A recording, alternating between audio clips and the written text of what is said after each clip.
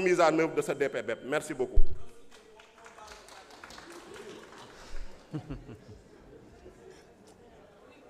Merci beaucoup, honorable Aïb Dafé. Mes chers collègues, la liste des orateurs étant épuisée, nous allons laisser au ministre des Finances et du Budget le soin de prononcer son discours. Allez-y.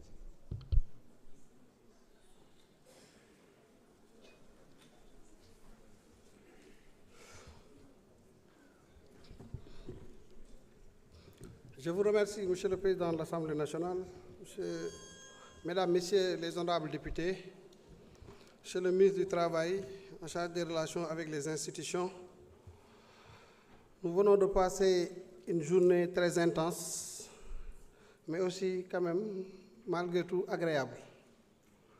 Parce que nous avons partagé sur des sujets vraiment intéressants, la loi de finances rectificative, le document de programmation budgétaire économique pluriannuel, qui naturellement, comme le prévoient les dispositions de la LOLF, la loi organique relative aux lois de finances, et le décret 2019-120 du 16 février 2019 relatif à la préparation du budget de l'État, véritablement ce document sert de débat d'orientation budgétaire.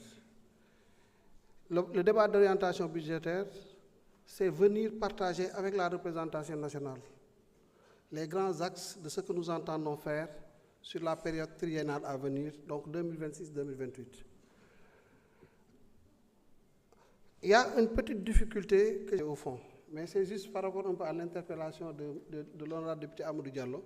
On aurait vraiment aimé discuter en profondeur sur certaines questions, puisque les réponses sont là.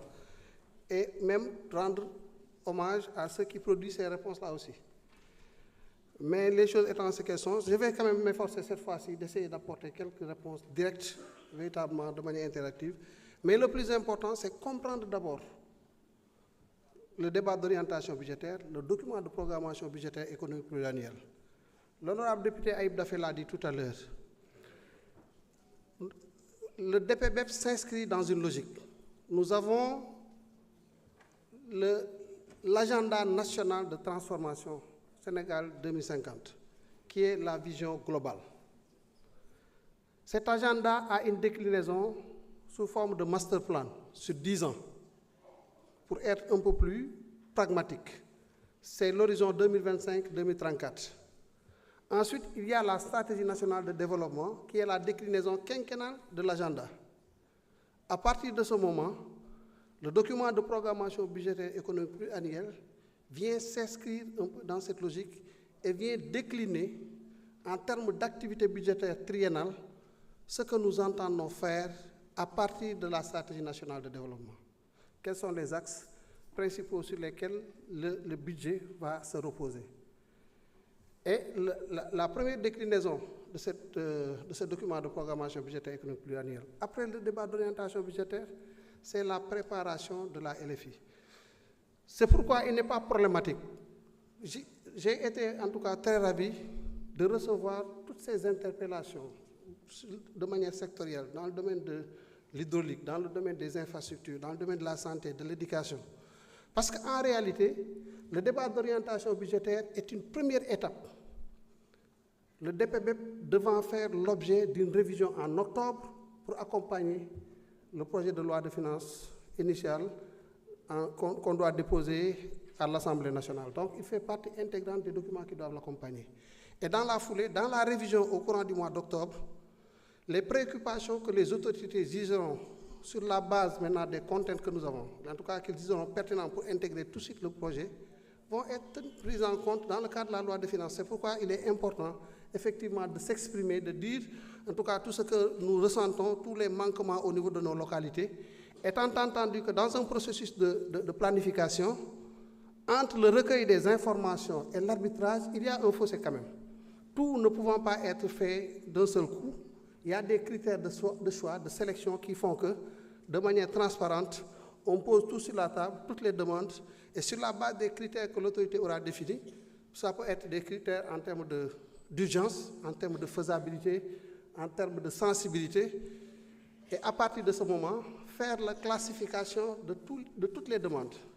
Et les demandes qui seront jugées plus prioritaires, faisables très rapidement, où il y a des possibilités de financement, que ces demandes-là soient intégrées directement dans la loi de finances de la première année. Voilà donc l'exercice. À partir de la semaine prochaine, les services vont notifier aux différents départements sectoriels les enveloppes indicatives émanant de ce processus de cadrage. Chaque département sectoriel, sur la base des priorités qu'il a, le ministère de la Santé a sa carte sanitaire, médicale, ainsi de suite, le ministère de l'Éducation a ses priorités, ainsi de suite, et répartit son enveloppe en essayant de tenir compte de ces différents projets. Voilà donc comment le processus se passe de manière générale. Et il y a d'autres rendez-vous, il y a des rencontres qui seront organisées avec la société civile, quoique cette année, dans le processus d'élaboration, nous avons intégré l'essentiel des acteurs de la société civile qui travaillent sur les questions budgétaires et financières. Véritablement, ça, c'était quelque chose qu'il fallait remarquer pour s'en féliciter. Maintenant, sur les préoccupations de manière générale, nous en avons identifié en groupe 7 sur les politiques fiscales et mobilisation des ressources, sur l'éternelle question de la gestion de la dette publique, sur les secteurs sociaux, éducation, santé, protection sociale, sur le développement économique et infrastructurel, sur les finances locales et la décentralisation, sur l'assainissement des finances publiques et la gestion des risques et urgences. Fondamentalement, c'est des sujets sur lesquels nous sommes revenus à plusieurs reprises, à bien des occasions.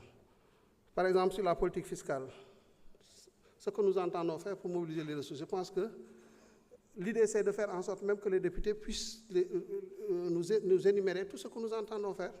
La révision du Code général des impôts, la révision du Code des douanes, sur l'élargissement de l'assiette, sur les questions de digitalisation de nos administrations, les télépaiements, et ce que ça peut induire en termes véritablement même de normalisation et de formalisation de notre tissu économique. Ça, ce sont les actions que nous entendons mettre en œuvre. Et il y a une stratégie de mobilisation des recettes à moyen terme qui est en cours d'élaboration. Et c'est la deuxième génération, parce que nous avons eu une première stratégie qui a produit ses effets bon an, mal an, mais sur laquelle stratégie nous devons approfondir, en tout cas, en tenant compte des nouvelles orientations des autorités et essayer d'atteindre les objectifs en termes de mobilisation des recettes. Cela va porter le taux de pression fiscale sur la période 2025 déjà 18,9, 2026 19,7 et 20,4% du PIB en 2029. Oui, parce qu'effectivement, nous avions des ambitions beaucoup plus soutenues. On s'est rendu compte, effectivement, à travers l'audit, comme je l'ai dit tout à l'heure, qu'il y a eu un gonflement de la masse des recettes. Et on s'est dit que, donc notre niveau de perception des recettes n'est pas à ce niveau. Il faut s'ajuster et revoir donc le programme, en tout cas en termes de déploiement, pour ce qui concerne le taux de pression fiscale. Je vais en profiter pour effectivement donner des explications sur les craintes que certains députés ont, notamment la présidente de groupe, Mme Aïssata Sall, sur le taux de pression fiscale. Effectivement, il y a un principe économique selon lequel trop d'impôt tue l'impôt. C'est très connu par les économistes, c'est Arthur Laffer qui dit qu'il y a un plafond de perception fiscale qu'il ne faut pas dépasser, parce qu'au-delà, ça peut créer un effet d'éviction sur l'économie. Le taux de pression fiscale de 20% ne correspond pas et n'entre pas dans ces préoccupations. Pour la simple raison que les études qui ont été réalisées au Sénégal par nos instruments que nous avons, la DGPPE, à travers la DPE, au sein de l'UEMOA, sur le taux de pression fiscale, même de la CEDEAO, montrent que nous avons encore des marges de manœuvre en termes de perception. Ici, taux de pression fiscale ne signifie pas, peut-être même qu'on devrait changer le nom, parce que ça peut avoir une certaine connotation. Mais taux de pression fiscale ne signifie pas, par exemple, taux marginal effectif d'imposition. Le taux marginal effectif d'imposition, par contre, est un indicateur statistique qui nous permet d'appréhender l'impact d'un franc supplémentaire d'impôt sur l'investissement et donc sur l'économie. Cet instrument, il est important de l'avoir, effectivement, parce que ça nous permet de savoir jusqu'où on peut continuer à prélever en termes d'imposition. Sur le deuxième point, relativement à la gestion de la dette, nous en avons parlé, je pense que l'honorable député a parlé des prêts concessionnels. Si vous regardez la stratégie d'endettement du Sénégal, le premier axe correspond effectivement à saisir toutes les opportunités que nous avons en matière de taux de prêts concessionnels. Mais ça ne va pas suffire, parce que les prêts concessionnels doivent répondre aussi à un certain type d'investissement qui répondent à certains critères, à certaines qualités. Nous en aurons, nous allons les saisir, mais nos besoins de financement, nous ne pourrons pas les couvrir avec cela. C'est pourquoi on a beaucoup d'autres mesures. Vous avez vu, nous faisons des APE sur les marchés, des interventions d'adjudication pour mobiliser l'épargne au niveau de la sous-région. Certains font la confusion et assimilent même ces APE quand un résident de la Guinée-Bissau souscrit de dire que la Guinée-Bissau finance le Sénégal. À la limite, c'est ridicule, mais juste comprendre que ce n'est pas cela. Et nous avons un marché, le principe de solidarité aidant, les résidents de tous les pays de la sous-région ont la possibilité de souscrire à ces instruments de financement-là. Nous ne nous limitons pas à ça. Nous travaillons sur les diaspora bonds ou les patriotes bonds. Nous travaillons sur des soukouks. Nous travaillons sur d'autres instruments. Nous en avons parlé, on en parle à chaque fois que l'occasion se présente. Mais comprenez juste que c'est des efforts que nous faisons, une présence sur les marchés pour pouvoir répondre à ce besoin de financement qui a la taille qu'il a et pour lequel nous ne devons pas faillir. Parce que toutes les questions de dette après vont surgir si nous avons un souci de rendre liquide notre besoin de financement. C'est pourquoi nous veillons et nous avons une batterie de mesures. Nous avons même des mesures alternatives s'il y a des difficultés par rapport à telle ou telle autre opération. Nous envisageons d'aller vers les panda bonds avec les marchés asiatiques, notamment chinois. C'est pourquoi d'ailleurs nous avons insisté pour notre adhésion à la Banque asiatique d'investissement et autres.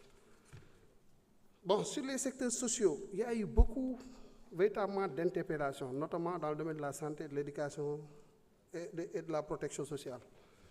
À juste titre, et ça montre encore une fois la pertinence des orientations de notre TPBEP, parce que c'est justement à ce niveau-là que nous voulons mettre le focus. Maintenant, comme je l'ai dit, il y a la carte sanitaire qui va après faire l'objet de discussions certainement. Vos commissions vont recevoir les ministères sectoriels, vont échanger. Je pense qu'il y a un député qui en a parlé tout à l'heure, et devrait aider dans la planification et la programmation budgétaire. Il y a aussi à ce niveau des critères qui sont utilisés, les rayons de polarisation, parce que c'est vrai, nous pouvons avoir des besoins par rapport à ma localité de manière spécifique. Mais au plan technique, cet arbitrage doit répondre à certaines considérations. Les gens, ils ont des instruments pour savoir où mettre une infrastructure ou un équipement social de base. Est-ce que c'est à l'endroit où la représentation politique est plus accentuée, ou est-ce qu'il faut surveiller les critères fondamentalement requis pour implanter de manière spécifique un type d'infrastructure? Voilà sur ces questions, mais considérez effectivement que notre DPBEP, comme vous avez pu le constater, met un focus important sur ces questions. Sur l'éducation, vous avez vu l'ambition de recrutement de plus de 7500 enseignants pour toucher le maximum de population possible, le maximum de zones possibles. Le projet de résorption des abris provisoires, c'est dans ce cadre-là. Sur le plan de la formation, les 30 et quelques centres de formation que nous voulons implémenter, ainsi de suite, tout cela entre en droite ligne avec l'orientation politique qui est de mettre le focus sur les secteurs sociaux et le capital humain. Il y a une question qui est souvent revenue sur l'équité territoriale. L'équité territoriale, c'est important, c'est fondamental et c'est prévu. Déjà, même dans la loi de finances rectificative, il y a 13 milliards qui sont prévus, justement pour la relance des bourses de sécurité familiale. Mais voyez-vous, ce n'est pas une question non, il y a un travail qui se faisait, qui devait prendre certainement le temps qu'il devait prendre, mais qui est réalisé par une institution sérieuse. C'est l'Agence nationale de la statistique et de la démographie, et je pense que le professionnalisme et le sérieux de cette institution n'est plus à débattre ou à démontrer. Le RNU qui sera mis à jour et qui tiendra davantage compte de l'objectif politique d'augmentation du nombre de bénéficiaires va être acté pour nous permettre d'aller, sur la période considérée, à un nombre d'environ 1 million de ménages. Ce travail-là, il est presque stabilisé et définitivement pourra servir de base. Je rappelle que le programme a démarré en 2013. Il devait faire 5 ans, donc prendre fin en 2018. Il y a une population qui bénéficie de ces bourses, quitte des autres populations. Est-ce qu'il faut laisser continuer? Est-ce qu'il faut revoir? S'il n'y a pas, entre-temps, depuis 2013, ça fait maintenant quoi? 13 ans pratiquement, ou 12 ans. Est-ce qu'il n'y a pas eu des évolutions qui nécessitent qu'on revoie un peu le panier, qu'on revoie les critères, qu'on revoie les populations? Dans tous les cas, ce travail se fait de la façon la plus sérieuse et aucune implication n'a été, en tout cas, constatée sur le déploiement de l'Agence nationale de la statistique. Alors, sur les questions de développement économique et infrastructurel, sur le PSD, il faut peut-être en parler. C'est un projet de 453 milliards de financement. C'est important. Le ministre des Infrastructures connaît très bien le projet.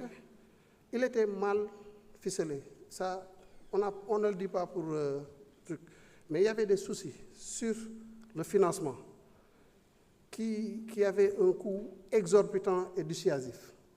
Sur la structuration du projet lui-même.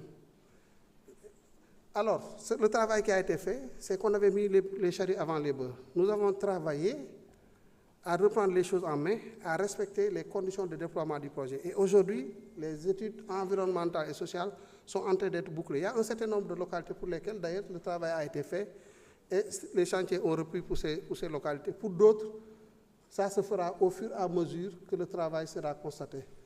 Sur la zone du Sénégal oriental, par rapport à certaines entreprises, il y a eu quand même des choses qui ont été faites. Et même à travers la loi de finances rectificative, des amendements ont été opérés en relation avec la direction de l'ordonnancement des dépenses publiques, notamment sur la programmation des dépenses financées sur ressources externes, de façon à pouvoir reprendre certains projets aussitôt que la loi de finances sera promulguée. Et je pense que des entreprises comme Areski, parce qu'on en a beaucoup parlé, même en commission, vont très rapidement reprendre leurs travaux et permettre aux localités qui sont concernées de pouvoir souffler de ce point de vue-là. Sur les questions de finances locales, de décentralisation, là aussi, il faut dire de manière claire et sans équivoque, vraiment sans embâche, que le budget des fonds de dotation, que ce soit pour la décentralisation ou fonds d'équipement des collectivités territoriales, mais ces fonds ont évolué positivement. Il suffit de regarder en progression annuelle ce qui a été fait pour s'en rendre compte. Et je disais en commission qu'il y a effectivement un souci de répartition. Mais la répartition, je le disais, que se fait au niveau du Comité national de développement des collectivités territoriales. Et il y a eu des manquements qui avaient été observés antérieurement sur le travail de répartition qu'on a essayé de corriger. Et c'est le comité-là qui l'a fait en relation avec le ministère des collectivités territoriales. C'est vrai que, bon, voilà l'argument. Ça peut ne pas forcément convaincre, mais c'est exactement ça l'argument. Ça se fait en relation avec la participation des acteurs aussi qui sont concernés. Parmi ces manquements, c'est qu'il y a eu, en un moment, des acteurs qui n'avaient pas été pris en compte dans la répartition, comme certaines structures, des agences, ainsi de suite. Et en corrigeant naturellement, comme il faut prendre plus d'acteurs, naturellement, l'enveloppe va baisser pour certains de ces acteurs-là. Pour la DODP, la problématique des comptes de doublement entre les fonctions comptables et d'ordonnateurs, il y a un projet de réforme, et c'est dans la matrice des mesures de réforme, pour effectivement régler ces questions. Cette matrice de mesures de réforme contient des réformes sur le plan institutionnel que nous entendons opérer, des réformes sur le plan organisationnel et des réformes sur le plan même de la matière des finances publiques. Ce travail, obligatoirement, nous devons le faire. Parce que les errements qui nous ont amenés dans ces situations, nous devons travailler à lever toutes les conditions qui, demain, pourraient nous remettre dans ces choses-là. Donc, même le ministère des Finances et du Budget a un projet de réforme total, vraiment total. Les premières propositions ont été faites, mais puisqu'il y a des acteurs avec qui il faut discuter pour approfondir la question, après soumettre aux autorités, nous sommes juste dans cette phase de validation. Et nous, notre souhait, c'est même, avant avant d'aller vers la négociation de nouveaux programmes, que nous puissions acter définitivement, ne serait-ce que la réforme organisationnelle du ministère des Finances et du Budget. Pour le reste, il y a des questions beaucoup plus factuelles. L'honorable députée Marie-Hélène Diouf posait tout ça la question de savoir si le budget de l'Assemblée nationale a augmenté. Sur cette question, je devrais dire de manière aussi claire que le budget de l'Assemblée nationale ne va pas augmenter.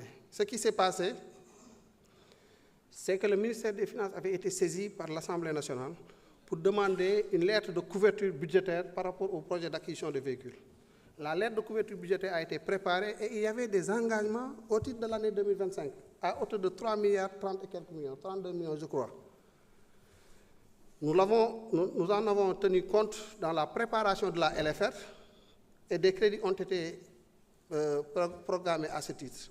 Nous avons reçu dans la foulée une lettre du président de l'Assemblée nationale qui a identifié les lignes sur lesquelles il va prélever l'équivalent de ce montant de façon à rester sur son budget initial de la LFI. Nous avons pris acte de cette lettre-là et nous avons préparé tout ce qu'il faut par des actes de réaménagement. Dès que la loi de finances sera promulguée, nous avons fait aussi une lettre réponse dans ce sens, et dès que la loi de finances sera promulguée, ces engagements seront mis en œuvre de façon à ce qu'on revienne, comme je le disais, en opération arithmétiquement neutre sur le budget de l'Assemblée nationale. Pour le reste, il y a eu la question de la recapitalisation et restructuration des sociétés publiques posée toujours par l'honorable député Amadou Diallo numéro 1, qui est une question très pertinente. Et pour cela, la réponse est que les sociétés publiques en difficulté, pour ces sociétés, l'État a pris l'option de créer un fonds de relance qui sera alimenté par un pourcentage sur les dividendes reçus par l'État. Ce fonds permettra de financer les opérations de recapitalisation, les plans de redressement et de restructuration et les besoins en fonds de roulement. Il y a aussi un comité interministériel de restructuration des entreprises publiques et parapubliques, CIREP, présidé par la primature et qui aide les entreprises en difficulté dans l'élaboration de leur plan de redressement et la recherche de solutions financières et juridiques afin d'assurer leur pérennité. Sur les difficultés d'acheminement des talons de passeport, là aussi c'est une question qui est souvent revenue. C'est vrai que c'est une question qui est prégnante, qui revient très souvent. Dire que les dispositions ont été prises dans la LFR pour dégager des ressources suffisantes pour le convoi des talons de passeport vers l'étranger au niveau du budget du ministère de l'Intégration africaine et des Affaires étrangères. Le problème s'est posé la dernière fois. Le Premier ministre a réuni le ministre des Affaires étrangères et le ministre de l'Intérieur avec le ministre des Finances et la solution a été très rapidement trouvée pour permettre effectivement l'acheminement. Parce qu'on était dans une situation où le ministère des Affaires étrangères estimait qu'il n'avait pas les ressources pour procéder à l'acheminement et que le ministre de l'Intérieur aussi considérait que, bon, compte tenu du fait que c'est de l'autre côté, que l'autre ministre devait le prendre en charge. Et c'est ce que nous essayons de faire. À chaque fois qu'il y a des difficultés comme ça, le Premier ministre nous convoque et puis très rapidement, nous agissons par rapport au contexte pour trouver des solutions et avancer. Maintenant, ce qu'il faudra faire, c'est que définitivement, pouvoir travailler à régler cela. Et c'est l'effort que nous avons essayé de faire à travers la LFR. Sur la question des arriérés de paiement, avec l'honorable député Tafsir Choy, c'est vrai que c'est un sujet très important. Nous avons essayé de discuter de ces questions, même dans les documents que nous avons partagés. C'est vrai que le temps a peut-être manqué par moment, compte tenu de l'échéance que nous avions, de respecter le 30 juin. Parce que nous, comme je le disais au début aussi, celui qui est prêt aujourd'hui, mais nécessairement, il ne peut qu'être davantage prêt pour demain ou après-demain. Mais nous avions estimé que le 30 juin, c'est la clôture de la session budgétaire. Au lieu de reconvoquer l'Assemblée en commission extraordinaire, on pouvait se donner les moyens de faire le travail, de se retrouver et de régler ces questions-là. Mais sur cette question, il était important de le faire. Parce que c'est comme ça que ça doit se traiter. C'est comme ça, c'est formel. Le fait de prendre des choses des années antérieures et de les traiter en opération budgétaire au cours de l'année N+1, c'est un manquement aux normes requises en matière budgétaire et en matière de statistique des finances publiques. Nous le faisions parce que nous avions des difficultés. Et il a fallu même prendre des dispositions dans la loi de finances rectificative pour permettre que les comptables publics puissent assumer ces dépenses. Parce qu'un arriéré, en réalité, a un sens bien précis au plan budgétaire. Un arriéré doit faire l'objet d'une programmation budgétaire, d'une exécution en engagement, liquidation, ordonnancement. Maintenant, au niveau de la phase paiement, on pourrait se confronter à des difficultés et qu'on reste 90 jours sans payer. Et c'est cela qui déclenche l'entendement budgétaire derrière.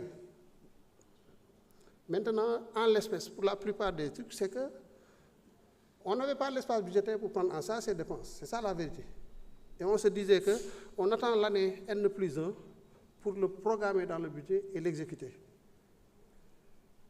Aujourd'hui, qu'on a la possibilité de retraiter les choses en opération de trésorerie, de prévoir dans la loi de finances une disposition qui permet l'incorporation de la dépense dans les procédures comptables et leur prise en charge par un comptable public, on se devait de le faire. On se devait de le faire et c'est ce qui a été fait pour être conforme. Et je crois que nos services ont même tenu une réunion avec le Fonds monétaire sur ces questions-là, parce que dans le processus de mise à jour de nos statistiques des finances publiques, ce travail il était nécessaire.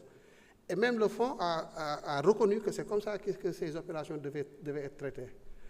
Quoique dans le passé, le Fonds a autorisé le traitement de ces types d'opérations d'une autre façon, mais c'était juste pour s'adapter par rapport au contexte et essayer d'incorporer maintenant les opérations et ne pas avoir la difficulté que nous avons essayé de régler à travers... et la difficulté, c'est la prise en charge par un comptable public. Parce que le comptable public, pour qu'il puisse prendre en charge une dépense, il faut que cette dépense réponde au moins à un certain nombre de critères. Arrêt des travaux de l'hôpital régional. L'hôpital régional, le projet de construction de l'hôpital régional de Ourossogui entre dans le cadre du financement du projet de modernisation de la justice. Il y a eu en un moment une incompréhension d'ailleurs sur ces questions-là. Je crois ici même le Premier ministre se posait la question de savoir que fait un projet de construction d'hôpital dans un projet de construction d'infrastructures au niveau du ministère de la Justice. À tout état de cause, et à l'instar des autres constructions, les travaux de l'hôpital ont connu un arrêt pour la simple raison que ce projet est en cours d'audit. Donc, comme ce projet répond effectivement au projet de manière générale, il a connu un arrêt de temps que les questions soient élucidées et que l'audit produise ses résultats définitifs. Pour la question relative à la prise en charge médicale des époux des femmes fonctionnaires, cette question a été dépassée, elle a été résolue. Donc les femmes fonctionnaires peuvent bien prendre en charge leur époux. Ça, je le dis de la façon la plus claire possible. Sur la question des décisionnaires aussi, nous avions pris l'engagement, en relation avec le ministre de la fonction publique, de prendre les dispositions, de modifier les décrets pour permettre au ministère des Finances de pouvoir exécuter et remettre les décisionnaires dans le droit. Le processus il est en cours, le décret il est dans le circuit de validation. Comme vous le savez, un décret, un arrêté et autres suivent un circuit et dès qu'il arrivera à sa phase de maturité, nous prendrons au niveau du ministère des Finances toutes les dispositions nécessaires pour que la dépense soit exécutée et correctement. Pour le comité sénégalais des droits de l'homme, je dois rassurer l'honorable député Abdoulaye Tall que dans la LFR, le renforcement des crédits de cette institution a été bien acté. Les 110 millions dont on a parlé, ce n'est pas le budget, mais c'est 110 millions qui viennent abonder le budget initial de 160 millions pour le porter à 270 millions. C'est déjà un effort. On a pratiquement doublé le budget de l'institution. Et on appréciera au fur et à mesure le besoin peut-être d'aller de l'avant sur ces questions. Sur la question de l'insécurité alimentaire posée par l'honorable député Pape Djibril Fall et de la rationalisation des agences, le gouvernement accorde une priorité absolue à la souveraineté alimentaire, donc à la lutte contre l'insécurité alimentaire. Dans la loi de finances, un montant de 129 milliards a été prévu pour améliorer la production du secteur agricole. Et les travaux sur la rationalisation des agences sont en cours et seront bouclés très prochainement afin que la rationalisation des dépenses soit effective. J'en profite pour dire que sur la rationalisation des dépenses, je l'ai dit, des agences, un travail a été fait depuis le mois d'août avec un rapport disponible. Ce rapport a été partagé avec les autorités qui ont eu des orientations à donner par rapport aux résultats de ce travail. La Direction générale du budget a approfondi et aujourd'hui, il y a un résultat qui doit faire l'objet d'une validation par les autorités. Et nous pouvons prendre l'engagement que dans la LFI 2026, dans la programmation, beaucoup d'efforts seront faits pour effectivement capter des espaces budgétaires supplémentaires à hauteur de 350 milliards. Pour le reste, sur le secteur de l'agriculture, de la souveraineté alimentaire de manière générale, il y a eu beaucoup d'interpellations aussi sur cette question. C'est un secteur important pour les autorités. Et il devrait nous amener à respecter, juste 2 minutes pour terminer, il devrait nous amener à atteindre l'objectif de souveraineté alimentaire. Mais ça se fait à travers la maîtrise de l'eau, à travers la maîtrise des questions foncières, en tout cas essayer au maximum de réduire les risques sur le foncier, mais la mise à disposition à temps et en quantité et en qualité d'intrants agricoles. Parce que nous-mêmes, le ministère des Finances, nous avons le plus grand intérêt à atteindre les objectifs à ce niveau-là.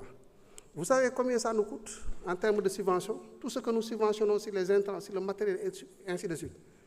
C'est parce qu'il y a un problème de rendement agricole. Et c'est heureux que l'autorité l'ait compris. Et le rendement, il n'est pas sur véritablement du factuel. Le rendement, c'est sur du structurel.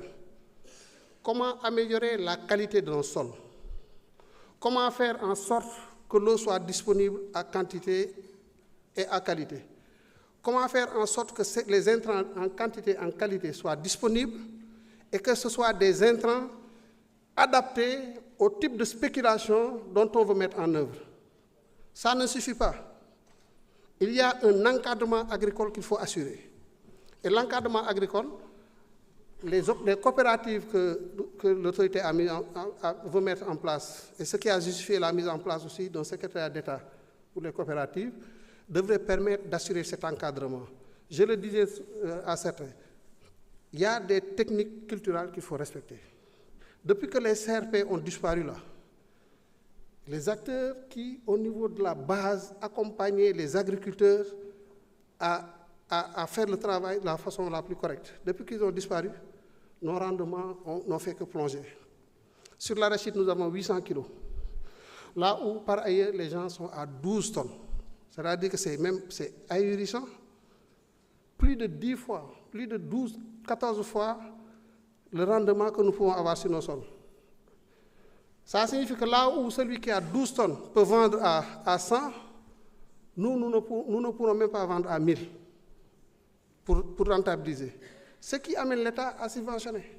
Donc si nous arrivons à régler cette question-là, nous gagnons sur le plan budgétaire de l'espace suffisamment consistant pour permettre d'insérer d'autres projets. Et ça, il faut le faire.